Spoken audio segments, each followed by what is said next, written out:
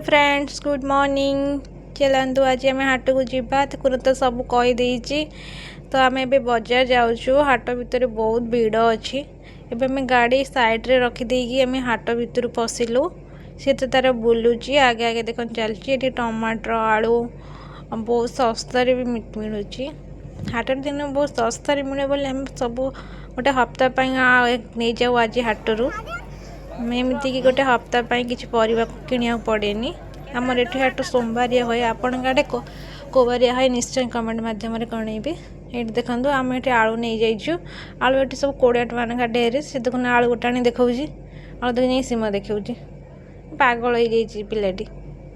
से आम चलनु एमती जाऊँ देखिलु सब कौन कौन परिया सब बिक्री से तार हाथ बढ़ो चल पइड पीवा। चल किणी सारी पइड पीकी जा चलना चल पइड पीवा। सेठू आम जाऊँ देखिलु छुई भल अच्छे देसी छुई तो आम ये छुई नहीं जाइए गोटे बिड़ा। छुई नेलापर सेपट देखला ये मिलूँ कोबी ब्रोकोली मतलब ग्रीन कोबी आनी सारापर सी पइड पानी पीऊँगी।